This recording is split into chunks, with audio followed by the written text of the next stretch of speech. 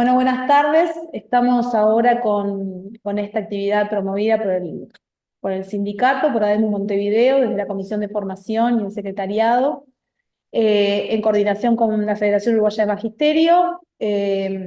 Promovimos que, pudiendo utilizar la herramienta del Zoom, se compartiera con las demás filiales del país. Así que en este Zoom tenemos compañeras y compañeros de todos los departamentos. Vamos a abordar otro de los ejes de pedagogía del concurso de maestras y maestros, que este es el tema que habla sobre Agustín Ferreiro. Y para eso le pedimos al compañero maestro Limber Santos, que por su trayectoria laboral principalmente sabe mucho del tema. Y la idea un poco es que él nos cuente cómo ve este eje. Nosotros le pasamos cómo está propuesto el eje y la bibliografía, que nos aporte lo que conoce, lo que sabe, y al cierre podamos hacer una ronda de preguntas de aquello que no haya quedado claro o de aquellos aspectos que ustedes, leyendo previamente, pueda haberle surgido alguna interrogante. Decir, como dijimos en la instancia anterior, que todas las compañeras y compañeros que aceptaron participar de estas instancias de encuentro y preparación del concurso lo hacen en forma honoraria, con una intencionalidad muy solidaria que tiene que ver con esto de compartir saberes. La charla se va a grabar y va a ser compartida tanto desde el canal de YouTube de la filial Montevideo como desde el canal de YouTube de la revista Quehacer Educativo. Y bueno, te paso la posta. Bueno, muchas gracias, Gabriela. Buenas tardes a todas y a todos. Es un placer estar en contacto con ustedes. Gracias a Demo Montevideo por la invitación para tratar este tema. Es el tema número 2 del temario de pedagogía. Agustín Ferreiro, contexto y circunstancias de su propuesta educativa, reflexiones sobre su pensamiento pedagógico. Bueno, vamos a tratar de hacer una síntesis de este pensamiento pedagógico, el de Agustín Ferreiro, y sobre todo, como dice la denominación del tema, reflexionar sobre cuáles son las circunstancias que dieron lugar a ese pensamiento y el contexto histórico en donde ese pensamiento se desarrolló, para tratar de comprender a un Agustín Ferreiro que no se da en forma aislada, sino hijo de su época y las circunstancias económicas, políticas y educativas del país en su momento, y las motivaciones que Agustín Ferreiro tuvo en los años 30 para escribir lo que podemos leer sobre Agustín Ferreiro. Y creo que además de estas reflexiones, también esto se trata de acompañar las reflexiones con recomendaciones de lectura. Está claro que, y eso vale la pena decirlo, pero lo vamos a decir más de una vez, que no hay manera de abordar este punto, este tema, sin una lectura fundamental, que es la lectura del propio Agustín Ferreiro. Cosa que en este caso no es algo tan difícil, porque a diferencia de otros pedagogos y pedagogas nacionales, Agustín Ferreiro no es una figura demasiado prolífica, es decir, no hay una cantidad enorme e inabarcable de textos atribuidos a Agustín Ferreiro y que Agustín Ferreiro sea su autor. Más bien, si lo simplificamos al máximo, podríamos decir que Agustín Ferreiro tiene un solo libro y leyendo ese libro podemos leer prácticamente toda su obra. Es cierto que, además de su libro, el que todos conocemos y que vamos a reflexionar sobre él, hay algunos textos que en su momento salieron como notas sueltas, que luego, incluso póstumamente, luego de su muerte, fueron recopilados. Hay algún otro material que no se refiere estrictamente a temas educativos, pero leyendo La enseñanza primaria en el medio rural, que es el nombre de su libro, es suficiente para conocer de primera mano el pensamiento de Agustín Ferreiro por el propio Agustín Ferreiro. Pero por supuesto, como esto implica un análisis teórico, porque estamos en una prueba teórica del concurso, no es suficiente, aunque sí imprescindible, leer al propio Agustín Ferreiro. También hay que leer a autores que hablaron sobre él, que lo analizaron en determinado momento y que nos puede ampliar la mirada que podemos tener al leer su propio texto. Antes diríamos que uno podría encontrar algunos datos biográficos de Agustín Ferreiro que yo me animo a decir que a la instancia del concurso no importan demasiado. Es cierto que podemos decir que Agustín Ferreiro nace en el año 1893, muere en 1960. La circunstancia no es casual porque estamos hace poco tiempo cumpliendo 130 años del nacimiento de Ferreiro. Eso ha dado lugar el año pasado a una serie de actividades que se han desarrollado por esos 130 años, pero como se trata de entender su pensamiento y el contexto que da lugar a ese pensamiento, yo no recomiendo abundar demasiado en circunstancias biográficas.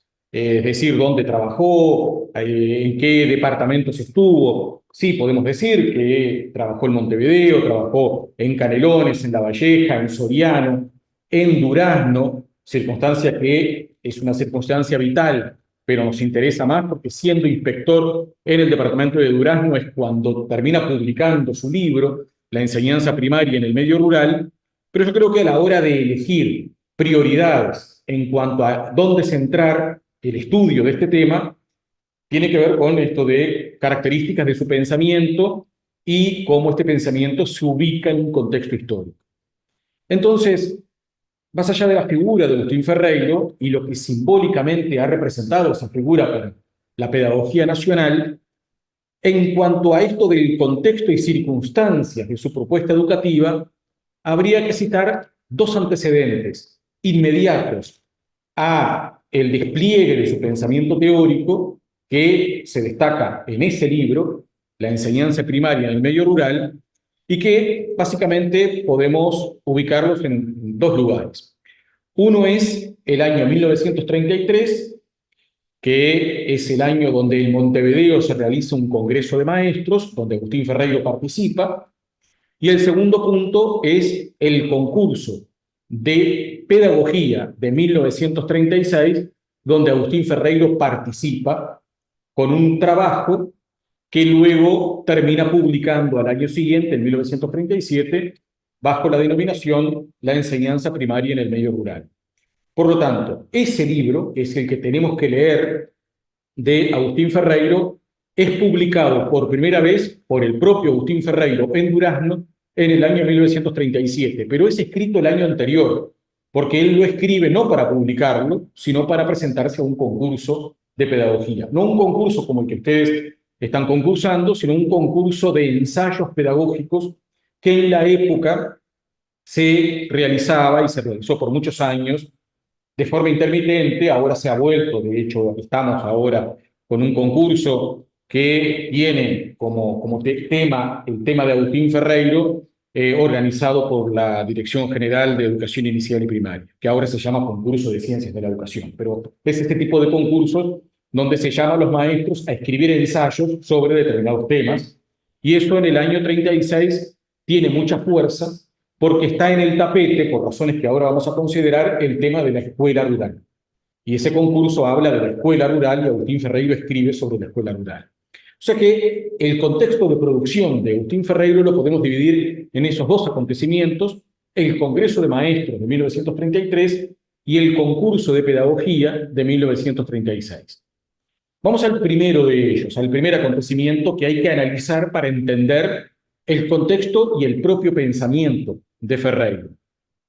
En febrero de 1933, las autoridades del Consejo Nacional de Enseñanza Primaria y Normal de la época llama a un congreso de maestros de todo el país que vienen a la ciudad de Montevideo, y es interesante hacer ver que ese congreso de maestros se desarrolla en febrero del 33. No es cualquier fecha, porque si analizamos las circunstancias políticas del Uruguay de entonces, nos damos cuenta que eso es poco antes del golpe de Estado de Gabriel Terra, que ocurriría el 31 de marzo de 1933. Es decir, que ese Congreso de Maestros se realiza pocos días antes de la dictadura de Gabriel Terra, del comienzo de la dictadura de Gabriel Terra, el suicidio de Baltasar Brum en Montevideo. Hay una serie de circunstancias políticas bastante complejas del Uruguay de entonces, donde se realiza ese Congreso de Maestros, tanto rurales como urbanos. Pero hay una comisión, un grupo de maestros que son maestros rurales, que vienen de varios departamentos del interior, y las autoridades le dan a esos maestros un tema para que discutan y tomen posición. El tema es muy ilustrativo de algo que a la distancia histórica nos puede sorprender por el momento en que se da, año 1933, que se nos puede parecer muy temprano para plantear esa temática a los maestros, pero la temática se describe, según las actas del Congreso de 1933, con un título largo que decía algo así como ¿qué puede hacer la escuela rural de forma tal que influya para evitar la despoblación del campo? ¿Qué es lo que llama la atención ahí? Que el fenómeno de la despoblación del campo, que hoy no nos llama la atención porque el medio rural uruguayo se ha ido despoblando progresivamente y no se ha detenido ese despoblamiento rural en el mundo en general, en América Latina en particular, pero en el caso del uruguayo de una manera mucho más pronunciada, no es un fenómeno nuevo, sino que ya en el año 33 era tan evidente que preocupaba a las autoridades y las autoridades de la educación le proponían a los maestros que la escuela podía hacer algo para revertir o detener ese fenómeno. Entonces, lo que tenían que discutir los maestros en el Congreso de febrero del 33, siendo maestros rurales, era sobre propuestas para que la escuela rural pudiese hacer algo para evitar la despoblación del campo. ¿Qué puede hacer la escuela de forma tal que influya para evitar la despoblación del campo? Allí aparecen tres maestros y maestras que son quienes terminan resaltados en cuanto a su figura, porque figuran en las actas del Congreso con sus opiniones. Uno de ellos era el maestro Pedro Ferrari, un maestro de renombre en la época, aunque no nos suene demasiado su nombre, porque luego no trasciende históricamente, pero en la época era un maestro muy reconocido que analiza el fenómeno de la escuela rural y lo hace en términos críticos, como hasta ese momento no se había hecho, criticando la forma en que el sistema educativo uruguayo trataba a la escuela rural, marcando la fuerte dicotomía campo-ciudad, o dicho de otro modo, la fuerte dicotomía escuela rural, escuela urbana. Una escuela urbana, sobre todo la de Montevideo y la de las ciudades del interior, sobre todo las capitales departamentales, que obedecía a un presupuesto medianamente fuerte, que estaba en buenas condiciones, edilicias de propuesta educativa. Estamos a más de 50 años de reforma areliana. Por lo tanto, había una cobertura que en medios urbanos era prácticamente universal, aunque no así en medios rurales. Todavía había medios rurales en la década del 30 donde esa universalización bareliana no era tal, es decir, no había escuelas en todos los sitios, había algunas condiciones para generar una nueva escuela que eran demasiado exigentes, por ejemplo, tener 60 alumnos para que se abriera una nueva escuela, por lo tanto había algunos parajes muy alejados, aún en un medio rural muy poblado todavía, donde no se alcanzaba ese número mínimo y había muchos muchachos, niñas y niños que no tenían una escuela a su disposición. Por lo tanto, esa universalización no era una universalización completa en medios rurales. En medios urbanos sí, y había una escuela de alta calidad, sobre todo si la comparábamos con otros países de América Latina.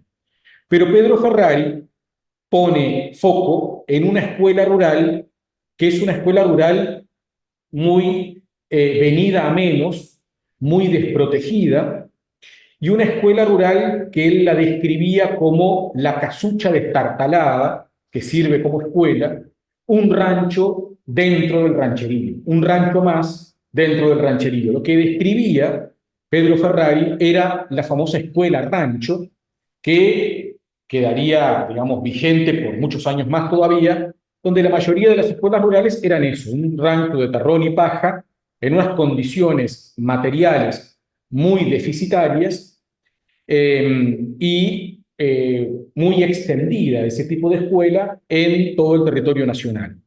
Entonces, esa casucha destartalada que sirve como escuela, ese rancho que no se diferencia del rancho de los vecinos dentro del rancherío, es el foco que pone Pedro Ferrari en las condiciones materiales de la escuela rural. Agustín Ferreiro es la otra figura que aparece resaltada en ese congreso y fiel a su manera de a analizar los fenómenos, lo que se lee en las actas del Congreso del 33 es a un Agustín Ferreiro analizando desde el punto de vista social y filosófico el fenómeno de la inmigración del campo a la ciudad.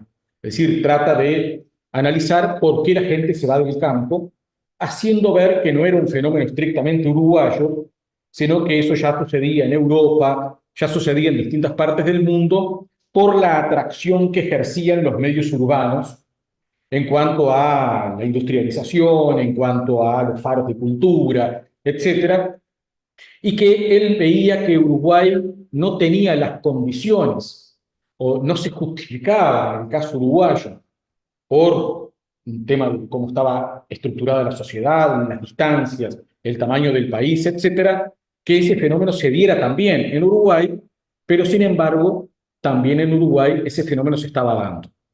Caracteriza entonces Agustín Ferreiro el éxodo rural, lo que sería el concepto de éxodo rural, como un fenómeno universal que, sin justificación en el caso uruguayo, de todos modos se daba por el atractivo que generaban las ciudades y por algunos fenómenos vinculados con el aislamiento, con las dificultades económicas y con, sobre todo, algo que él va a decir muchas veces luego, la distancia cultural respecto a las grandes manifestaciones de la cultura que se daban en las ciudades. Hay que destacar que cuando, en este caso, Agustín Ferreiro y más adelante Julio Castro hablan de las distancias culturales, lo hablan conforme a un concepto de cultura propio de su época, que tendía a visualizar que la cultura estaba en los medios urbanos y que en medios rurales había falta de cultura. No como lo podríamos ver mucho más adelante, con el relativismo cultural como concepto antropológico mediante, como que hay otras culturas. En aquel tiempo primaba muy fuertemente la idea de la cultura urbana como la cultura deseable, y los medios rurales, que en América Latina también quería decir los medios indígenas, eran medios donde había falta de cultura. Hoy nos puede rechinar mucho esa idea y ese concepto, y no la podemos aceptar, pero hay que entenderla también como hija de su época. Cuando leemos a Ferreiro, cuando leemos a Reina Reyes, cuando leemos a Julio Castro, estamos leyendo autores que escribieron hace 70 u 80 años, y hay que entender las circunstancias culturales, sociales y políticas del Uruguay y del mundo de entonces. Y la tercera figura que aparece en ese Congreso del 33 es la de la maestra María Spínola Spínola, que es una maestra de San José, que ya tenía un libro que había escrito en 1922, llamado La Escuela y el Progreso, que se refería a la escuela rural, y ella, más que Agustín Ferreiro y más que Pedro Ferrari, da en el clavo en cuanto a responder esa demanda que como tema estaba instalado en ese congreso, que era esto de qué podía hacer la escuela de forma tal que pudiese evitar la despoblación del campo. María Spínola Spínola lo que dice en términos de caricatura es: ¿qué va a hacer la escuela? La escuela mucho no puede hacer, porque el fenómeno de la despoblación del campo, decía ella, es un fenómeno complejo y multicausal. Por lo tanto, la escuela sola, o podríamos decir, la educación en solitario, no puede detener ni revertir un fenómeno de tal complejidad, porque las causas de la emigración del campo a la ciudad, las causas de ese fenómeno demográfico, son causas complejas que no descansan solo en la escuela, sino en un conjunto de factores sociales, económicos y políticos. Por lo tanto, hay que demandar de otras esferas del Estado decisiones sociales, económicas y políticas que puedan detener ese fenómeno demográfico. Pedirle a la escuela, a la maestra o a la educación que lo haga es como generar una frustración, es que el esfuerzo de la escuela y de esa maestra en un medio complejo como el medio rural se pierda como una gota de agua en el mar. Es importante esta postura de María Spínola porque lo que ella hace es tratar de poner las cosas en su lugar y denunciar esto de las excesivas demandas puestas en la educación y en la escuela. A la escuela se le pide resolver problemas de todo tipo, resolver problemas sociales, resolver problemas sanitarios y también resolver el problema de la inmigración del campo a la ciudad. Bueno, no, dice María Spínola, a la escuela y a la educación hay que pedirle lo que la escuela y la educación pueden dar, que es mucho, pero la escuela no lo puede todo. Y ahí aparece una frase que a veces se le atribuye a Julio Castro, pero en realidad corresponde a María Spínola, que es la escuela sola no puede, que tiene que ver con esto de las excesivas demandas depositadas en la escuela, que es un fenómeno cíclico, que luego va ocurriendo una y otra vez hasta los tiempos actuales. Pero la primera vez que se plantea esa denuncia de las excesivas demandas depositadas en la escuela, en este caso la escuela rural, es en ese congreso por parte de María Spínola, en lo que yo llamo la primera tríada, la tríada Agustín Ferreiro, María Spínola, Pedro Fernández. Esa primera tríada de maestros y maestras es la que constituye la tríada fundacional de lo que más adelante podríamos denominar la pedagogía rural uruguaya. Porque Agustín Ferreiro forma parte de la escena fundacional de la pedagogía rural uruguaya. Porque su pensamiento, muy universal, por ser él muy lector de literatura pedagógica universal, siempre termina vinculándose y estando alrededor de la escuela rural y proponiendo una nueva escuela rural. Esto se suma a los aportes posteriores de Julio Castro, a los aportes posteriores de Miguel Soler, a los aportes posteriores de Reina Reyes y de otras maestras y maestros, y entre todos, a mitad del siglo XX, van conformando la pedagogía rural uruguaya. Yo le llamo así, pedagogía rural uruguaya. Miguel Soler, al producto de esa pedagogía, a las circunstancias de producción de esa pedagogía, le llamaba movimiento en favor de la educación rural. Ese movimiento, ¿dónde comienza? Comienza con este congreso de 1933, donde como escena fundacional Agustín Ferreiro participa. Esa es la primera circunstancia, el primer antecedente directo del pensamiento de Ferreiro, donde ya él expone parte de su pensamiento y que se puede seguir en las actas de ese congreso. ¿Cuál es la segunda circunstancia? El concurso de pedagogía de 1936. ¿Y cuál es el tema que las autoridades del Consejo Nacional de Enseñanza Primaria y Normal proponen para ese concurso? Fiel al estilo de la época, ese tema también es un título largo que se llama algo así como ¿qué reformas aplicables de inmediato deben instrumentarse en la escuela rural para ponerla a tono con nuestras aspiraciones? Entonces, ese es el nombre del concurso. ¿Qué reformas aplicables de inmediato? Y esto es importante porque en el trabajo de Ferreiro, él va a hacer énfasis en que lo que él propone, todo es aplicable de inmediato, por lo tanto es medianamente realista en cuanto a propuestas que se pueden hacer sin grandes presupuestos adicionales y sin toma de decisiones políticas revolucionarias. Él va por un camino como muy, lo dice él mismo en su libro, como de cierta modestia, porque la consigna del concurso al cual él se presenta es hablar de reformas aplicables de inmediato, no en el largo plazo, sino en lo inmediato. ¿Qué reformas aplicables en lo inmediato deben instrumentarse en la escuela rural?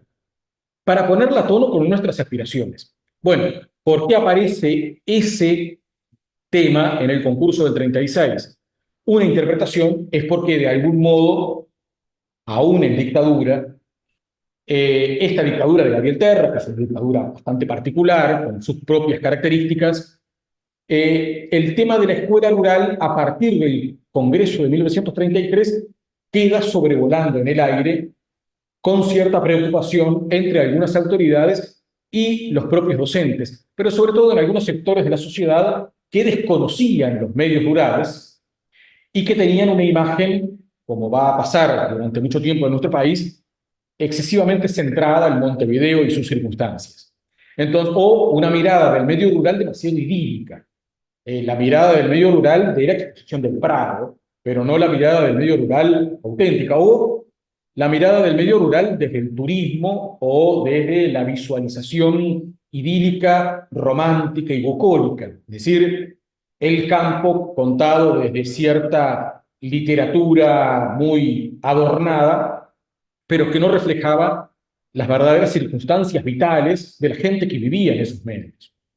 Julio Castro va a decir poco después, al medio rural se lo conoce desde adentro, no se lo puede conocer desde la ventanilla del tren, haciendo alusión a un medio de transporte que en esa época era muy común. Uno podía ver los medios rurales desde la ventanilla del tren, pero eso no era el medio rural. Para conocer realmente el medio rural había que ir y hablar con la gente, había que captar los códigos y las circunstancias de vida que los propios medios rurales podían tener desde adentro. Y quienes sí conocían mucho el medio rural eran las maestras rurales, esas que estaban dentro del rancherío, porque todavía no se había hablado de algo que Agustín Ferreiro conocía muy bien, pero que luego quien va a profundizar en su análisis es Julio Castro, que es la realidad del rancherío. Existe el medio urbano, existe el medio rural y existe el medio del rancherío, que no era ni urbano ni rural, era otra cosa, o era un no medio, porque allí las circunstancias de vida eran absolutamente indescriptibles. Es decir, la gente vivía muy mal en unas condiciones de miseria económica, material y cultural inimaginables. Y eso lo plantea Julio Castro desde fines de los años 30, desde el Julio Castro periodista, y luego lo va a plantear desde el Julio Castro pedagogo. Y adentro de los rancheríos, casi siempre, la única presencia del Estado era la escuela y la maestra rural. Por lo tanto, ella sí sabía y conocía muy bien cómo vivía realmente la gente en el campo, alejándose de esa mirada idílica y romántica que a veces se tenía desde las ciudades o particularmente desde Montevideo. Entonces, el Congreso del 33 hace saltar una alerta. Bueno, ojo que la escuela rural está en medios rurales como los del rancherío y es un rancho más, es decir, es una escuela pobre para medios rurales muy pobres. Eso aparece por primera vez en la opinión pública y, de algún modo, el tema del concurso del 36 tiene que ver con ese estado de preocupación. Entonces, bueno, ¿qué se puede hacer para mejorar esa escuela? ¿Qué reformas aplicables de inmediato deben instrumentarse en esa escuela rural? Y ahí aparece la segunda tríada. Recordemos la primera, la del 33, María Espínola Espínola, Pedro Ferrari, Agustín Ferreiro. La segunda tríada son tres maestros que participan y conocemos las obras con las cuales se presentan en ese concurso de 1936. Y ahí la figura de Agustín Ferreiro vuelve a aparecer. Agustín Ferreiro está en la primera tríada y vuelve a aparecer en la segunda tríada como concursante del concurso de pedagogía de 1936. ¿Quiénes son los otros dos? Los maestros Roberto Abadí Soriano y Luis Jorge. Dos maestros que de algún modo están históricamente opacados por la figura de Agustín Ferreiro, injustamente porque en su época fueron maestros muy importantes. Quizá el libro que hay que leer y que resalta las tres figuras, la de Agustín Ferreiro, pero al mismo tiempo las de Roberto Badí Soriano y Luis Jorge, porque no se puede entender a Agustín Ferreiro sin los otros dos integrantes de esa tríada, sea un libro de reciente aparición del maestro Óscar Moreira, que se llama la Escuela Rural, la doctrina de la Escuela Rural crítica, no recuerdo exactamente el nombre del libro ahora, pero es un libro editado por Linardi Rizzo, que se puede conseguir en las bibliotecas, y si no se comunican con nosotros, que lo podemos hacer llegar. que analizan las tres figuras, esas tres figuras que se presentan al concurso de 1936. Luis Jorge, un maestro que luego escribe en el concurso de 1941 El Banco Fijo y la Mesa Colectiva, que es un célebre libro de Julio Castro, pero que Luis Jorge tiene una obra de mismo título, porque era el título del concurso de pedagogía del 41, y Roberto Abadí Soriano, muchos lo recuerdan porque junto con Humberto Sarrigi, durante muchísimos años fueron los autores de los libros de texto que los niños y niñas de las escuelas públicas uruguayas usaban. Durante décadas, los libros de texto de las escuelas eran escritos por Sarrigi y Abadí Soriano. Es ese mismo Abadí Soriano que se presenta al concurso del 36 con un trabajo pedagógico. Tiene otros trabajos sobre la enseñanza de la lectura, etcétera, pero aquí escribe sobre la escuela rural. Bajo el mismo título, ¿qué reformas aplicables de inmediato, etcétera? Escriben los tres, ninguno de los tres gana ese concurso, esto es interesante, el tribunal que entendió en ese concurso no declara ninguna obra como ganadora, ni siquiera la de Agustín Ferreiro, que es la que mejor conocemos y la que más trascendió posteriormente, sino que se entrega al propio Agustín Ferreiro, le entregan una especie de mención especial, y él publica el libro en Durazno al año siguiente a instancias de su propia iniciativa y de algunos amigos que le ayudaron, que juntaron plata y en una editorial de la ciudad de Durazno publica el libro por iniciativa propia, pero no porque haya ganado el concurso, porque el tribunal, un tribunal terrista propio de la dictadura, al parecer mucho no le gustó lo que él escribió en el libro. No tanto lo que vamos a analizar en cuanto a sus escritos didácticos, que eso podía no importar demasiado, sino a la crítica más política, si se quiere, de por qué teníamos una escuela rural como la que teníamos, que le merecía a Agustín Ferreiro fuertes críticas. Entonces, esa circunstancia del concurso pasa a ser un pretexto para la aparición de estas tres obras, y la que nos va a importar más ahora, por supuesto, la de Agustín Ferreiro. Cuando Agustín Ferreiro en 1937 publica el libro por primera vez, le cambia el nombre y le pone la enseñanza primaria en el medio rural. Abandona el título original, que es el título del temario del concurso, y le pone la enseñanza primaria en el medio rural, que es como conocemos al libro hasta nuestros días. Ese libro, hasta donde yo sé, ha tenido 5 ediciones a lo largo de la historia. La primera es esta de Durazno del 37, la segunda y primera oficial, es decir, publicada por el propio Consejo de Enseñanza Primaria y Normal, es del año 46, cuando Agustín Ferreiro era vocal del Consejo, es decir, tenía un cargo político dentro del Consejo en 1946. Garibaldi era el director del Departamento de Publicaciones de Primaria, y allí aparece la segunda edición de la enseñanza primaria, de la enseñanza primaria en medio rural, con el agregado de una serie de anexos. Esos anexos, que hoy los podemos ver en ediciones más recientes, son anexos que aparecen recién en el 46. No están originalmente en la edición de 1937.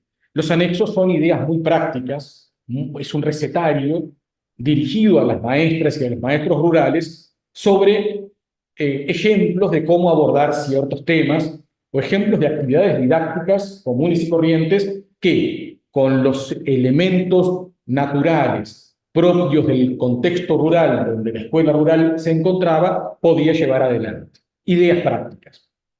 Agustín Ferreiro, vamos a ver que es el más didáctico de los autores de la pedagogía rural uruguaya, porque abunda en la respuesta al cómo enseñar, en las circunstancias en que la escuela estaba, aún con sus déficits materiales, pero que él veía la riqueza del medio para aprovechar, y una serie muy voluminosa de ejemplos que luego son agregados en esos anexos a partir del 46.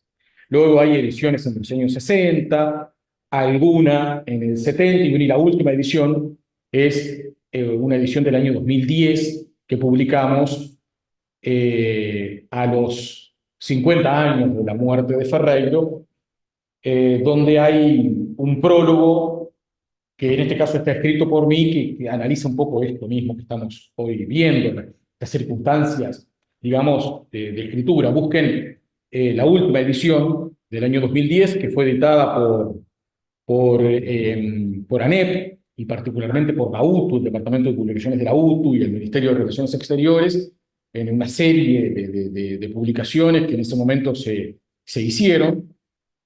Y esa edición, que es la quinta, del año 2010, tiene un prólogo donde, de algún modo, se analiza estas circunstancias de producción intelectual de Ferreiro cuando escribe y se presenta al concurso del 36. Así que esos dos son los grandes antecedentes que hacen al contexto y circunstancias de su propuesta pedagógica. El Congreso del 33 y el concurso del 36. Ahora vamos a su propuesta educativa, es decir, bueno, entonces, ¿a qué se refiere su propuesta educativa y su pensamiento pedagógico? Decíamos algo al pasar, pero que no es menor. El libro de Ferreiro, e incluso otros textos sueltos que fueron apareciendo en medios diversos en los años en que Agustín Ferreiro escribió, es las propuestas de Ferreiro, el pensamiento pedagógico de Ferreiro, lo podríamos caracterizar como el más didáctico de los pensamientos pedagógicos de la época. Es decir, si analizamos a los pedagogos y pedagogas nacionales del siglo XX, y particularmente los que escribieron y se mostraron entre los años 30 y 60, es decir, a mitad del siglo XX, hay dos de ellos que son los más didácticos, los que más se refieren a las prácticas de enseñanza. Uno de ellos es Gesualdo. Gesualdo se refiere a las prácticas de enseñanza y prescribe las prácticas de enseñanza en una época contemporánea a la de Agustín Ferreiro. Prácticamente no se cruzan, pero aparecen al mismo tiempo. Ferreiro escribe su libro en el 36, lo publica en el 37, y Gesualdo Sosa publica la primera edición de Vida de un Maestro, que es la primera gran obra de Gesualdo, donde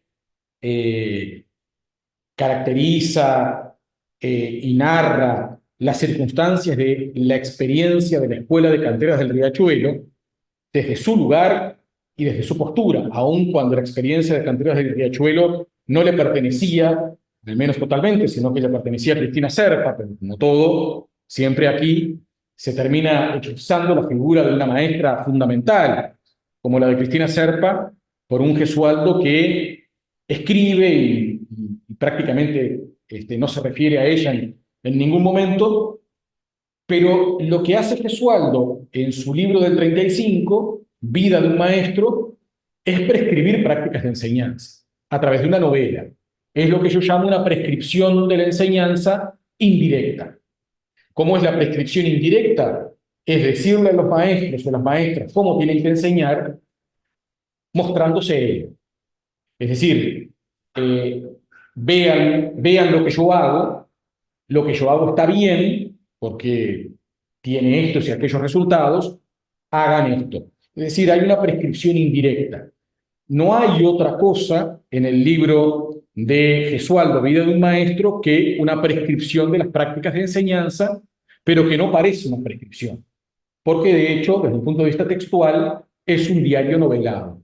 Pero a través del diario novelado prescribe qué es lo que hay que hacer y lo que no hay que hacer en la enseñanza de una escuela, en este caso rural.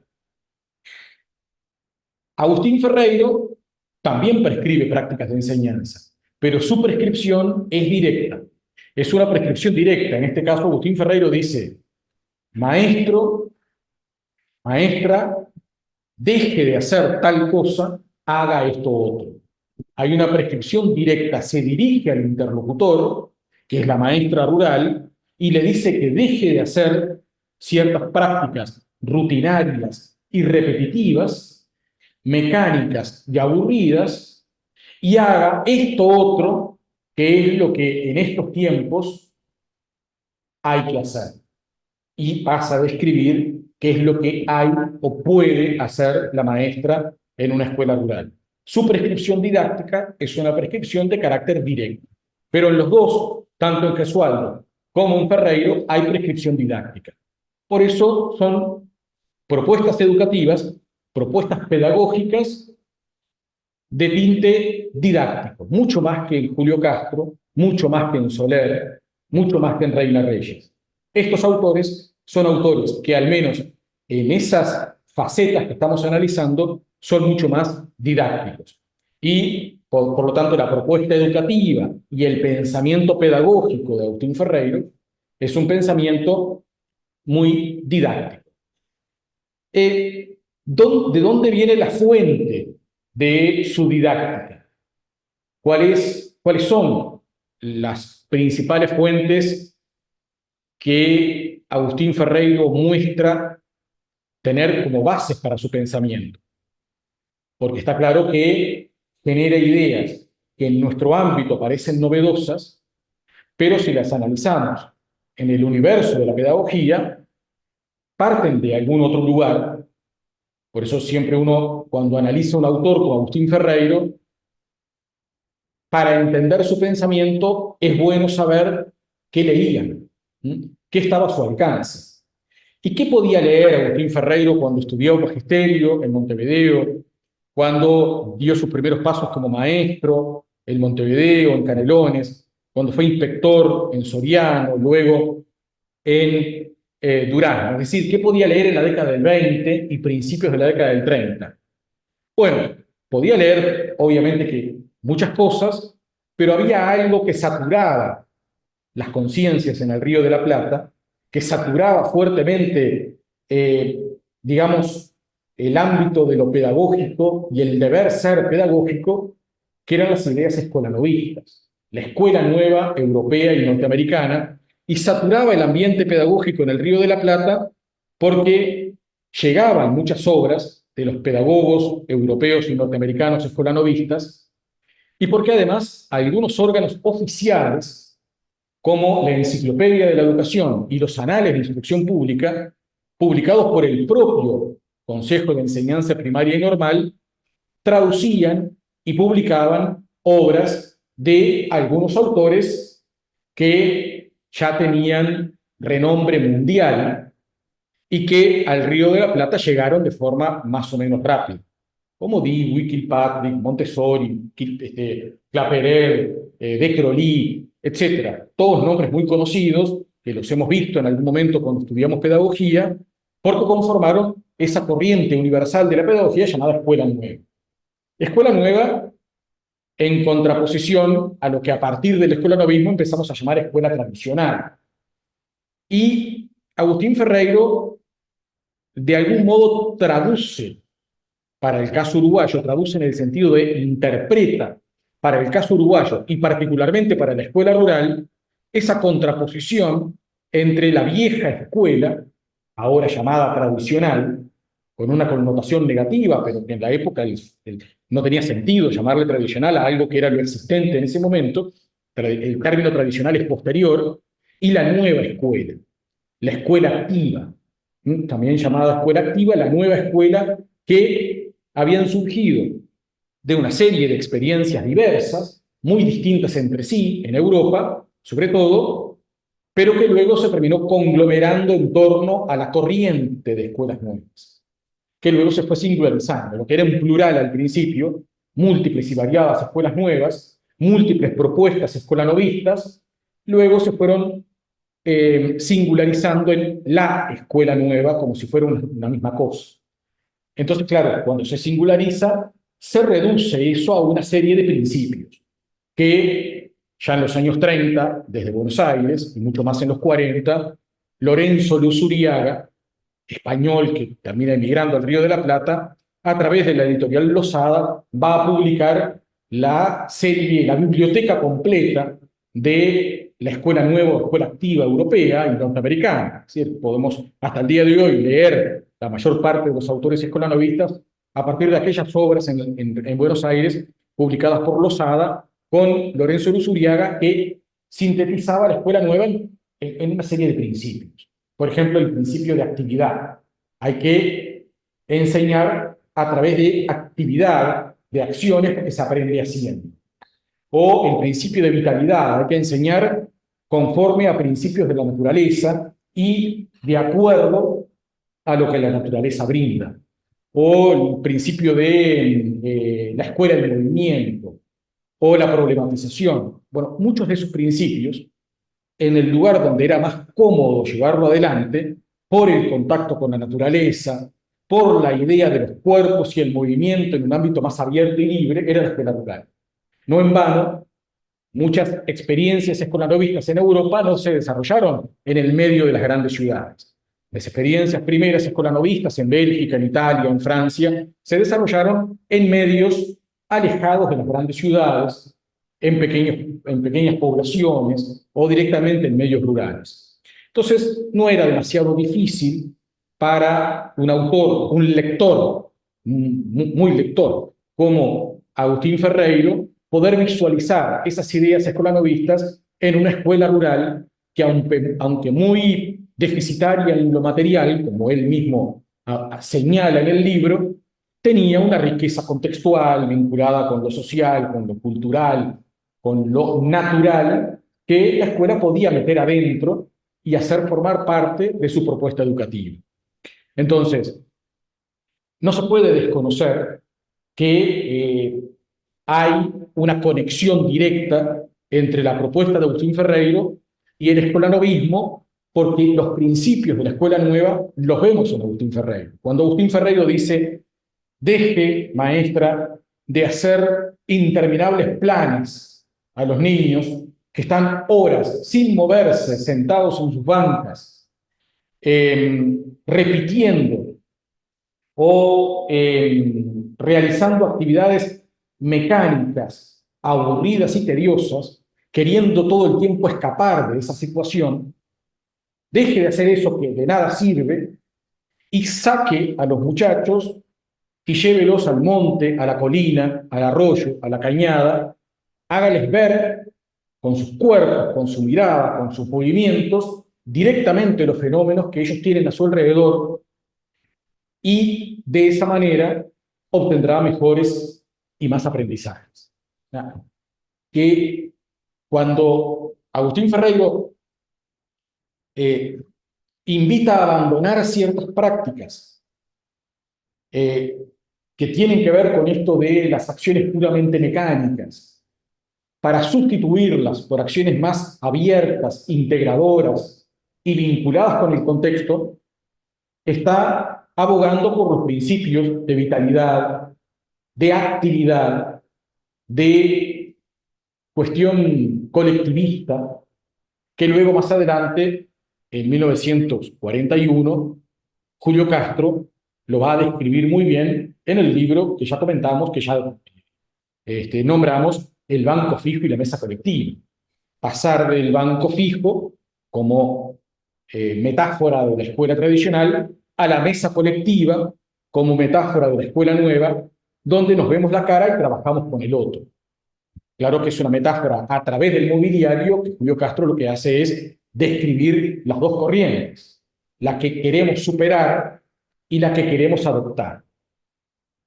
Ahora, lo interesante, y esto no es solo Agustín Ferreiro, sino que va a pasar también con Julio Castro y pasa también con Gesualdo, los tres autores, Gesualdo y Agustín Ferreiro, contemporáneos, escriben prácticamente al mismo tiempo y prescriben prácticas de enseñanza al mismo tiempo.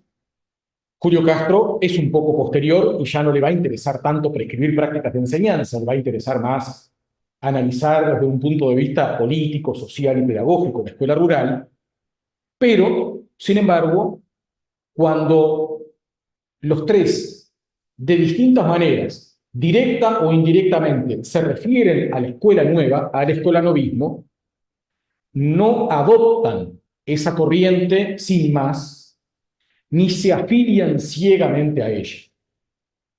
Podemos decir que Agustín Ferreiro era escolanovista porque lo interpretamos así desde nosotros como lectores de su libro y de sus trabajos. Porque podemos identificar que en su trabajo están los principios de la Escuela Nueva. Porque podemos hacer una equivalencia entre lo que proponían los escolanovistas europeos y lo que Agustín Ferreiro proponía para nuestro medio y para nuestras escuelas rurales. Entonces podemos concluir, sin mayor temor, que Agustín Ferreiro era un escolanovista a la uruguaya, es decir, que propugnaba las ideas de la Escuela Nueva para nuestra escuela, porque si hay algo en Agustín Ferreiro clave es que centra sus ideas realistamente en la escuela que tenemos. Sin embargo, cuando Agustín Ferreiro se va a referir a la Escuela Nueva y a sus autores, desconfía de ellos. Es decir, que hay algo que parece contradictorio, pero que en realidad no lo es, y es que sus ideas son escolanovistas, pero él no se identifica como un escolanovista. Por el contrario, Agustín Ferreiro va a decir en algún pasaje de su libro: leed a todos los autores, pero no los imitéis servilmente. Que un método en manos de su creador puede ser maravilloso, pero en manos de sus imitadores puede ser pésimo. Él estaba planteando allí que algo central en la época, que era la cuestión de los métodos, el método de lectura, métodos de enseñanza, no se podían trasladar mecánicamente desde el ámbito de producción, por ejemplo en Europa, a nuestro ámbito, que no es un ámbito como el de europeo, ni lo era en aquella época. Entonces, había que leer a los autores, pero no imitarlos servilmente. En otro pasaje de su libro, Agustín Ferreiro dice: desconfiar de la pirotecnia de los palabreros.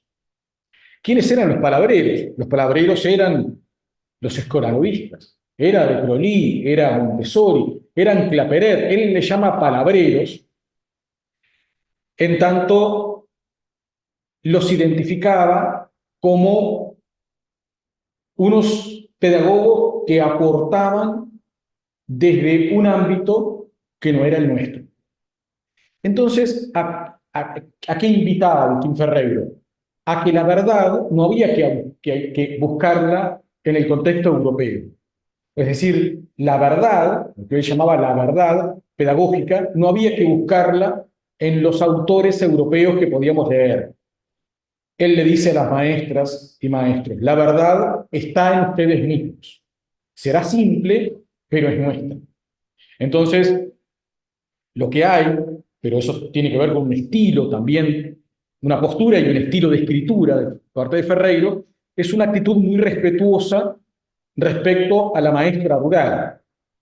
Hay un lugar donde Agustín Ferreiro dice: cuando me voy de una escuela, habiendo desplegado toda mi capacidad de trabajo y mi experiencia con esa maestra, me voy avergonzado de dejar allí a alguien que se queda en ese medio, que es un medio difícil, y a la cual no hay otra cosa que ejercer profunda admiración. Es decir, él reconoce que la parte más difícil está en quien está todos los días allí, aunque él no deja de prescribirle didácticamente lo que no tiene que hacer y lo que sí tiene que hacer, que es lo que hace a lo largo de todo el libro. Entonces, es una escuela novista, según nuestra interpretación, pero él no se reconoce como tal, porque lo que apela es a la producción propia. Lo que todo el tiempo está haciendo Ferreiro es: produzcamos nuestra propia pedagogía.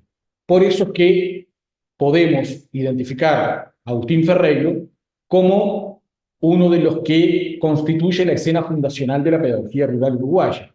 Es decir, una pedagogía que, si bien no es 100% original, tiene muchos rasgos de lo autóctono. Es una pedagogía autóctona porque tiene rasgos de escolanovismo, por supuesto que también tiene rasgos de la escuela tradicional decimonónica, que por supuesto que no desaparece, ni es bueno que desapareciera completamente, pero tiene elementos autóctonos vinculados con la idiosincrasia de nuestro país y las circunstancias de medios rurales que Agustín Ferreiro en nuestro país los tenía muy analizados.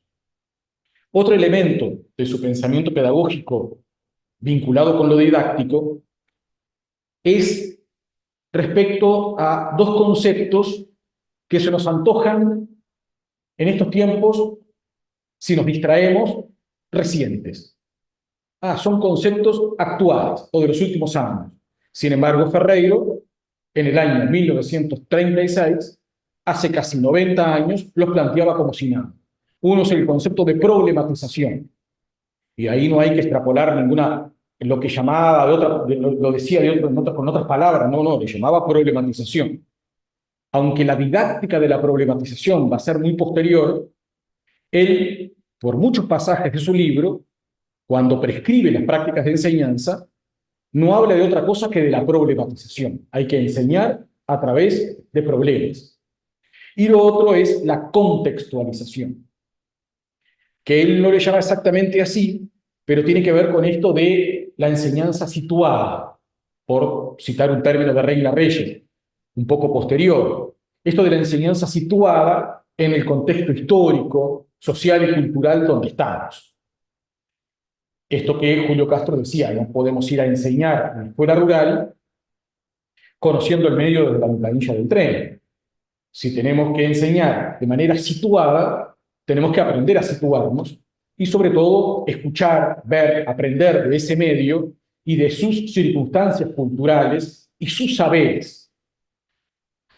Y si bien esto aparece solapadamente en la época porque no había relativismo cultural, sin embargo, hay un respeto por lo del medio rural, que luego lo va a profundizar mucho Julio Castro, pero que comienza con Agustín Ferreiro. Y Agustín Ferreiro, con esto de la contextualización, es interesante porque la idea de contextualizar es una idea que muchos hemos tenido en nuestro país, con esto de que hay que enseñar de manera contextualizada. Tengo que conocer dónde está nuestra escuela, tengo que conocer de dónde vienen los niños y las niñas, cuáles son sus familias, a qué se dedican en la zona, porque yo tengo que contextualizar la enseñanza, no puedo caer ahí y enseñar de una manera descontextualizada, sin tener en cuenta lo que el niño o la niña vive en su entorno. Hasta ahí está muy bien, pero cuando la contextualización ya no es solo un punto de partida, sino que al final se constituye en punto de llegada y solo enseño aquello que tiene que ver con el medio, estamos en un problema. Y de eso era consciente Agustín Ferreiro. Vean esto. Explico mejor lo que acabo de decir. Si yo a la contextualización la pongo en práctica como el punto de partida, conozco a qué se dedican los padres y las familias de los niños y de las niñas que tengo como alumnos, cuáles son las actividades de la zona, su historia, etc. Y eso es un punto de partida para luego trascender ese punto de partida y traer a ese niño y a esa niña a otros mundos que no son solo los circundantes, bárbaro. Pero si me quedo solo en ese punto de partida, la escuela está perdiendo gran parte de su labor, que es acercar lo que el niño en su entorno no conoce. También para eso está la escuela. Bueno, a veces está para eso la escuela. También para acercar, más allá de lo que hoy podemos suponer que nos acercan las tecnologías, pero eso no quiere decir mucho, y en otro momento podríamos analizar ese punto, acercar, desde el punto de vista educativo, mundos que no son los circundantes. Y Agustín Ferreiro esto lo tenía muy claro en 1936, porque él decía, se nos ha enseñado que los maestros rurales debemos tener en la escuela una huerta y debemos enseñar a los niños a plantar. Pero Agustín Ferreiro decía, sin embargo, vamos al campo, vamos a trabajar a la escuela y nos encontramos con que los niños saben mucho más que nosotros a plantar y a criar animales. Y son ellos los que nos enseñan a nosotros, maestros, lo que se debe y lo que no se debe hacer. Entonces él, en un pasaje del libro, dice, enseñar a cultivar papas de igual o inferior calidad a la que ya se cultivan en la zona, no sirve de nada. Sin embargo, si hacemos un pequeño campo de experimentación de 1 metro cuadrado, nada grandilocuente, sencillo, pero allí ensayamos una semilla desconocida en la zona o una técnica de labranza distinta a la habitual, quizá estemos aportando algo que ese niño, esa niña y su familia pudieran necesitar. Entonces, ahí había algo así como la contextualización como punto de partida está muy bien, pero la escuela tiene que aportar algo diferente. La escuela tiene que ir un poco más allá y tiene que trascender. Esa idea estaba en Ferreiro, una idea de contextualización más avanzada para la época, más avanzada que la que se podía prever en el escolanovismo puro. El escolanovismo marcaba esto de la contextualización, pero Agustín Ferreiro iba un poco más allá y criticaba esa idea con esto de, bueno, no hay por qué tener a los niños carpiendo canteros durante buena parte del día.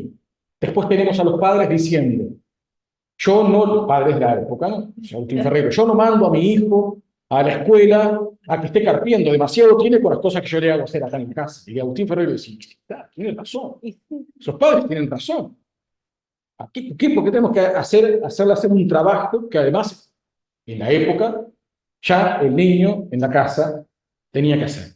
Entonces él decía, la escuela no debe hacer lo mismo que hace la familia o que se hace en el entorno. Debe hacer cosas diferentes, a partir de lo que el entorno marca, pero con aportes originales. Eso era la idea de contextualización en Ferreira. Y lo otro, la idea de problematización. Agustín Ferreiro abunda, con muchos ejemplos, en esto de que lo que se le llamaba problema como una práctica escolar, como una práctica de enseñanza en las escuelas, no eran verdaderos problemas. Es decir, le llamamos problemas a ejercicios repetitivos y mecánicos que no comportan para la mente de los alumnos problema alguno. Entonces, un ejercicio disfrazado de problema no deja de ser un ejercicio que cumplirá el rol didáctico del ejercicio, pero que no dejará de ser una práctica mecánica y repetitiva, que servirá para lo que sirve, pero no para constituirse en un verdadero problema didáctico. Entonces, ahí él conceptualizaba magistralmente la idea de problema. ¿Qué es realmente un problema? Es plantearle al niño un recorrido todavía no trazado por su conciencia. El desafío, en tanto problema, es hacerle recorrer al niño un camino aún no recorrido por su conciencia. Es decir, algo del orden de lo nuevo, algo del orden de lo distinto a lo que él está acostumbrado. Porque la misma letra con diferentes números, el mismo planteo con situaciones similares, podrá parecer un problema, lo podremos llamar problema, lo podemos titular como un problema, pero no deja de ser un ejercicio. ¿Y cuál es la manera material de plantear y resolver problemas? Fácil, dice Ferreira. Tratar de emular los problemas con los cuales el niño y la niña se van a encontrar fuera de la escuela. Es decir, en sus circunstancias vitales, cuando ya no está en la escuela o cuando ya ha pasado su periodo escolar. Por eso es que en su libro abundan ejemplos vinculados con circunstancias propias del campo. Bueno, con los alambrados, con los perímetros vinculados con los predios, con las parcelas. Es decir, esta cuestión de problemas que pueden resolverse desde el punto de vista matemático o desde el punto de vista de cualquier disciplina, porque él no plantea solo problemas matemáticos, y que se vinculen con problemas con los cuales los alumnos se pueden encontrar en su vida cotidiana. De ahí al principio de actividades con la vista, de sacar a esos muchachos y que exploren su ambiente y que se encuentren en ese ambiente con problemas parecidos a los reales, aunque no dejen de ser ficticios, porque son escolares, hay un paso que se puede identificar en el ejemplo de podemos enseñar el concepto de cuenca hidrográfica con una lámina. Y se puede, sí, se puede enseñar el concepto de cuenca hidrográfica con una lámina, con un mapa, con una maqueta. Pero si estamos en la escuela rural, además,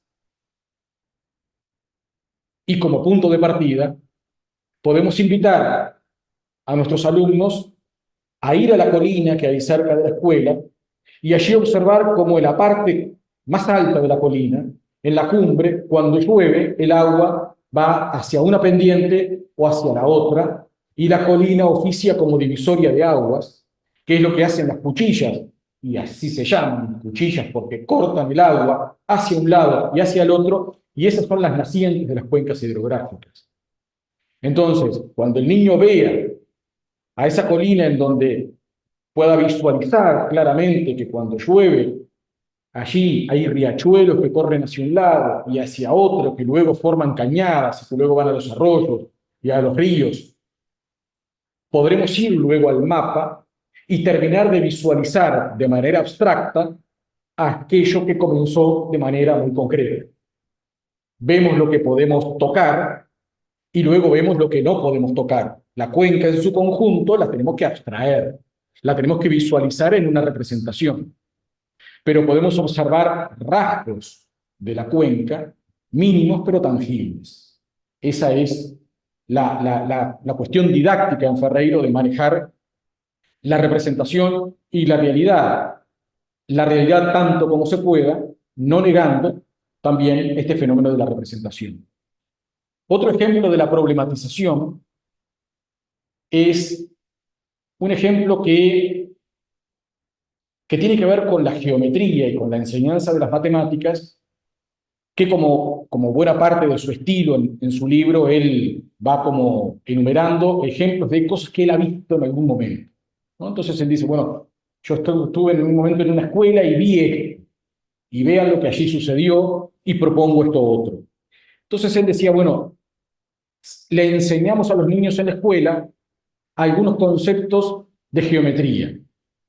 Enseñamos a hallar de geometría y de mediciones. Entonces, decía, bueno, enseñamos formas geométricas en el espacio, como el cilindro, o como la esfera, formas en el plano. Enseñamos luego a hallar áreas, a hallar volúmenes.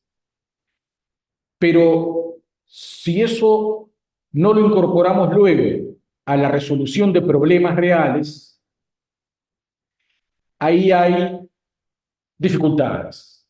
Y el problema que él plantea como un verdadero problema, definido esto como invitar a los niños a recorrer un camino todavía no recorrido por su conciencia, es aquella donde en una clase en una clase que él había visitado, él vio cuando él, inspector, y ahí se pone él como inspector, hay que siempre tener en cuenta que él se ubica desde ese lugar. Entonces, el inspector, imagínense, en una clase le dice a un alumno cómo podrías hallar el volumen de este objeto. Y el objeto es una lamparilla eléctrica, una lamparita. Una pobre maestra, ¿no? Me imagino en esa clase, en esa visita del maestro Agustín Ferreira. Entonces, claro, él dice, los niños sabían los algoritmos para hallar el volumen de la esfera, del cilindro, de diferentes Entonces, podían aproximarse tratando de ver que cierta parte de la lamparita era una esfera, que luego había otra parte que era un cilindro, que a su vez en la parte de la rosca era un cilindro enrollado, y podrían hacer cálculos complejos para poder aproximarse a ese volumen. Con esto quería decir que la verdadera problematización no se resolvía solo con matemáticas. Él decía, hay problemas que se resuelven, problemas matemáticos que se resuelven sin matemáticas. Entonces, la conclusión de todo ese proceso es que finalmente con la idea del desplazamiento del agua, podíamos, cuánta agua desplazaba ese objeto al introducirlo en el agua, cuánta agua se desplazaba en un recipiente, podíamos calcular de una forma muy fácil el volumen sin hacer ningún cálculo complicado. Lo que él quería decir es que el camino de la experiencia era vital. El camino de la experiencia era vital, y que el camino de la experiencia luego a la larga terminaba o no en el algoritmo, pero el algoritmo era el punto de llegada y no el punto de partida. Digamos, era parte de la solución y podía aparecer como necesidad en algún momento. Es decir, ahí no estamos diciendo otra cosa que todo lo que luego, muchas décadas después, la didáctica de la problematización, en el caso de las matemáticas, nos fue indicando. Agustín Ferreiro en eso era muy intuitivo en cuanto a que podía su propia experiencia ponerla de algún modo por escrito de esa forma. Bueno, por ahí los grandes rasgos del pensamiento pedagógico de Agustín Ferreiro. Dos o tres cosas para finalizar. Estamos en una prueba de concurso que es teórica. Esto vale para este tema y puede valer también para cualquier otro, en el caso de los temas de pedagogía, claramente. Entonces, está claro que son muchos temas y que hay que priorizar qué estudiar de cada uno para poder abarcarlos todos con cierto rigor. Acá lo que hay que demostrar es conocimiento teórico, y por lo tanto, el conocimiento teórico, yo diría que manejando cierta triangulación de unos 3 autores con algunos conceptos clave, ya ahí uno tiene una base interesante para el escrito, en este tema y en cualquier otro. Entonces, bueno, a ver, yo voy a tener claro 3 autores, que en este caso serían 3 autores más el propio Ferreiro como fuente, y diferenciar una fuente original como el libro de Ferreiro, y no iría a ningún otro trabajo de Ferreiro más que el libro, La enseñanza primaria en el medio rural, y 3 autores que han hablado sobre Ferreiro. Entonces, si uno es capaz en el trabajo de hablar con cierta suficiencia de los conceptos desplegados por Ferreiro, el de problematización, el de contextualización, el del componente o el carácter didáctico de su pensamiento pedagógico, el de su fuente escolanovista, pero su no identificación con el escolanovismo, y explicar por qué, eso que parece una contradicción. Ahí ya hay una base que es fundamental. Ya con eso hay una base muy clara. Y luego poder nombrar a 3 autores que se han referido en algún momento a Ferreiro, yo creo que ahí uno ya tiene como una base interesante. 3, 4 grandes conceptos, 3 autores, y que uno pueda desplegarlos en el trabajo, da la pauta de que está manejando con solvencia suficiente lo teórico de esto.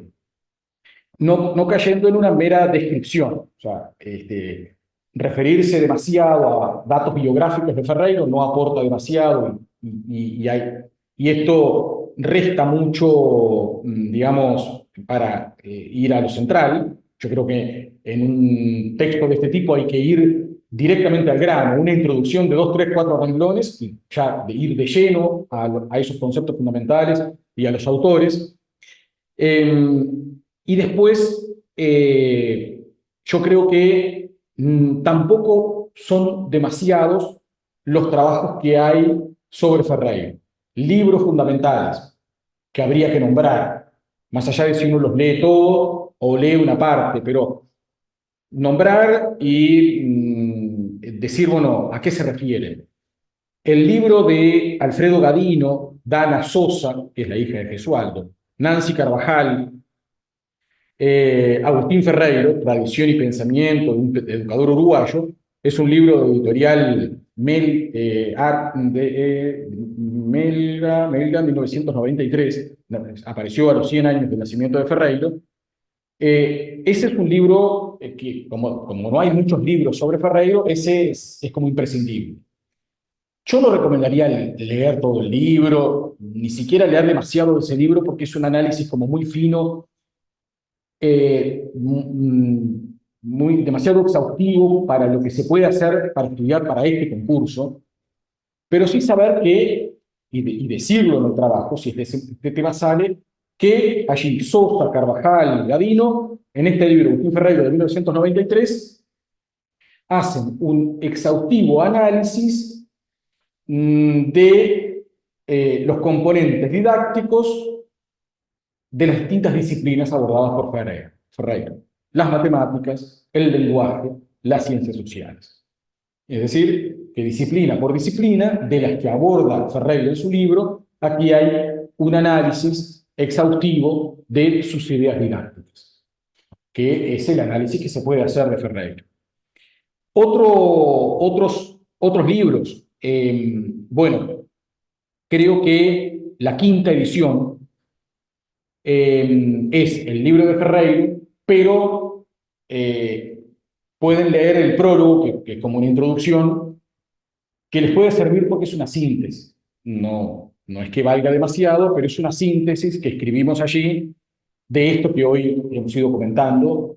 Y no digo que lo que hoy hablemos la tienen por escrito, porque hay también otras cosas, pero no es muy larga, son pocas páginas, en unas, no sé, 10 páginas, tienen una síntesis del contexto y del pensamiento de Ferreiro a modo de presentación del libro.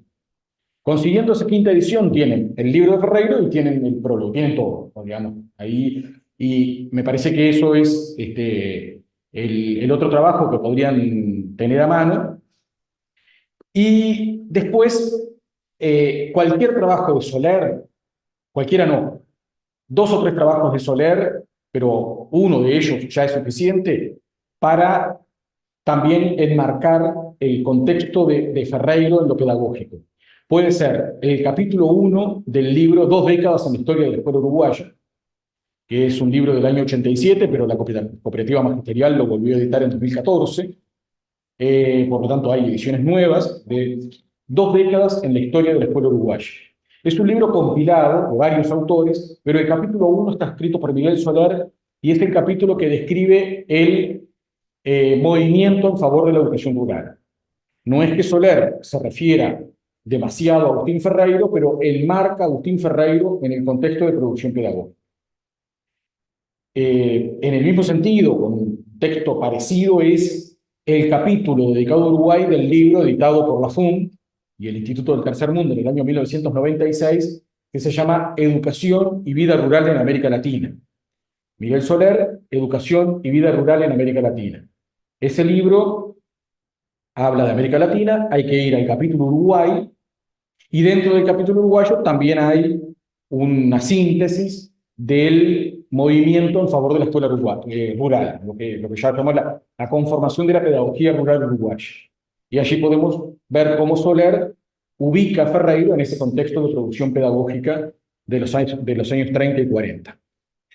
El libro de Óscar Moreira, que yo les decía, que habla de Ferreiro, Luis Jorge, Roberto Badí Soriano, si lo consiguen, genial, aporta mucho también, pero bueno, está claro que acá hay que ser consciente de que no podemos ampliar al infinito la bibliografía. Primero, que tampoco hay tanto sobre Agustín Ferreiro, y segundo, que yo les decía, es recomendable elegir tres bien elegidos y profundizar en ellos, sobre todo para tener capacidad de nombrarlos. No digo que sea suficiente con nombrarlos y nada más, pero no es lo mismo que uno solo nombre a Ferreiro y se acuerde de un autor más, que nombrar a Ferreiro y nombrar tres o cuatro autores que hablan sobre Ferreiro, aunque no los analice cada uno de esos autores, pero el nombrar autores y dar cuenta de que hay lectura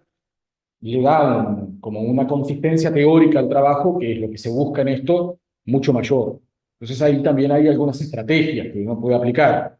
Uno capaz que nombra a tres, cuatro autores, aunque de verdad, analiza a dos o a uno en profundidad, y nosotros solo los nombra y presenta algo de lo que dijo, pero uno no se acuerda de mucho más, pero bueno, ya los nombró. Eso me parece que es un ejercicio que hay que tratar de hacer con este tema y con cualquier otro, pero con este tema muy claramente. Bueno, y después, como cierre, acá en un trabajo así, yo creo que conclusiones no es necesario que haya, porque el concluir es cerrar, entonces uno puede hacer como algunas reflexiones finales. En el texto dice reflexiones sobre su pensamiento pedagógico, o sea que este, Hay que uno, poner algo propio. uno puede, claro, ir a reflexionar, a decir, bueno, ¿y qué uno qué puede decir? Ah, me parece bárbaro esto, no. Uno tiene que, si va a poner algo propio, lo tiene que fundamentar. Entonces, bueno, a mí me parece que tal cosa, pero una buena estrategia siempre es actualizar a Agustín Ferreiro. Eso funciona como buena reflexión. Actualizarlo. Agustín Ferreiro hoy, a 90 años de su producción. Bueno, ¿cómo hoy opera Agustín Ferreiro en nuestra pedagogía nacional o en el quehacer didáctico del Uruguay de hoy?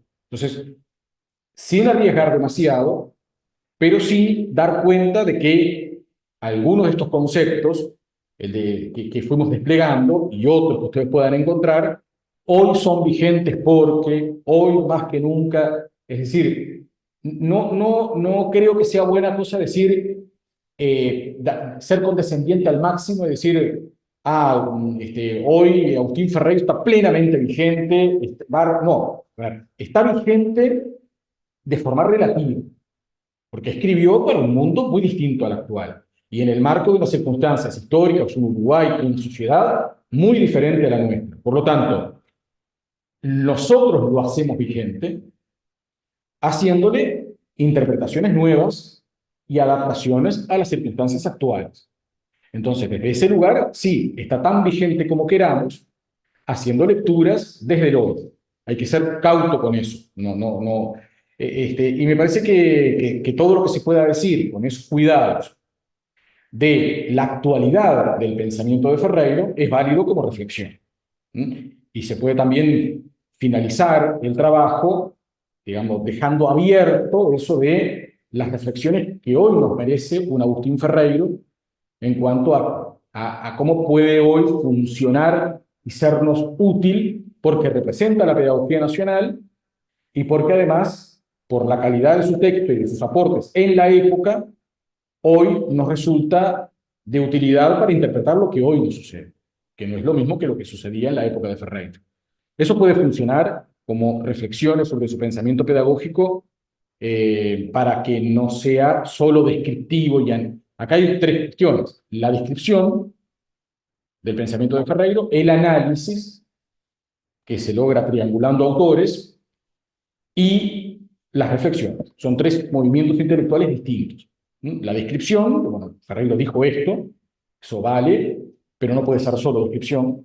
Análisis, dijo esto porque tal cosa, dijo esto porque estaba incluido por tal otra, o sea, ahí hay un nivel de análisis, y de reflexión que ya es más de orden personal, pero fundamentado, ¿no? A mí me parece que está todo bien, tiene que ser con cierto fundamento que es hija del análisis anterior. Esas tres cuestiones tienen que aparecer: la descripción, el análisis y la reflexión. Yo me quedo por acá porque podríamos seguir mucho más, pero bueno, si no... Yo te escuchaba y me sorprendía porque ataba con cosas que hablamos con Selva antes, el ejemplo del niño que le dice, ustedes me robaron 5 horas de mi vida, y es como esa idea. Este, y eso, cuán vigentes, cuán cercanas me son algunas de las preguntas que planteabas en esto de cómo trabajar, la contextualización, cosas que todavía están en discusión, y de hecho, por algo, la nueva administración plantea la transformación, porque hay temas que siguen en discusión. No sé si de las compañeras y compañeros que están en el Zoom, ¿alguien tiene alguna duda y quiere abrir micrófono para hacer una pregunta? Muchas loas en el chat, después lo leemos. Bueno, si no hay consultas, dudas, vamos a hacer circular como no lo pudimos hacer antes. Hola, Sí, ¿puedo decir algo? claro. No es una Lorenzo. sí, no es una consulta, solo decir mis felicitaciones y un placer enorme de escucharlos a los dos, tanto a Selva como a Limber. Y la verdad, felicitaciones, porque nos abren la cabeza para un concurso que la verdad que a veces nos deja como atrapados y no sé, no tengo palabras y mis aplausos para ustedes. Gracias por esta oportunidad. Gracias. Buenísimo. Bueno, preguntan en el chat nuevamente. Nosotros lo que vamos a hacer con todas las charlas que vamos a hacer en ADEBU Montevideo, las que son por Zoom y las que son presenciales, todas se graban y después se van a compartir en estos días. Estas, si podemos, ya mañana, pero si no va a ser pasado mañana, no mucho más, porque así ustedes pueden aprovecharlas el fin de semana. Las vamos a subir al canal de YouTube de ADEMU Montevideo y al canal de YouTube de la revista Quehacer Educativo. ¿Tá? Seguramente igual por WhatsApp circulen los links. Y otra cosa que les iba a plantear, porque no lo pudimos hacer antes, es que armamos un Google Form, una consulta que va a estar desde Gmail, lo vamos a compartir desde el Gmail de ADEMU Montevideo, donde ustedes pueden dejar dudas. Si con el paso de los días se les ocurre algo que quieren consultar, lo pueden consultar desde allí, nos va a llegar y bueno, veremos la manera de, o en la página de ADEMU o directamente a los correos de ustedes, devolverles una respuesta. Y sobre todo pensando en las próximas instancias, tener dudas previamente nos ayuda como a darle un eje más práctico al abordaje de los diferentes temas. La próxima... Bueno, ¿puedo decir algo? Sí, Karina, perdona. Muchísimas gracias por los aportes. Fue un placer escucharlos. La verdad que me sirvió de mucho para un buen concurso. Bárbaro. Muchísimas gracias y un saludo enorme para ustedes. Qué bueno. Gracias. Les decía, la próxima mañana es una charla de didáctica de inicial, que es solo por Zoom. Para común, el jueves va a haber acá en ADEMU Montevideo, en la Casa de la Maestra, una instancia que es presencial, que es sobre psicología, pero se va a filmar. Por lo tanto, el jueves de noche o a más tarde el viernes de mañana ya va a estar subida al canal. ¿Tá? Y el viernes los otros dos ejes de pedagogía, no, el eje que falta de pedagogía, el tema que falta de pedagogía, que es laicidad, y todos los temas de pedagogía de inicial. También va a ser presencial para las compañeras de Montevideo y la vamos a filmar para subir en los canales el viernes mismo de noche o el sábado de mañana. ¿Ah? Sociología no pudimos concretar. Si en estos días podemos concretar, lo avisamos. Tenemos una compañera que es la que nos ayudó el año pasado, pero no pudimos concretar fecha.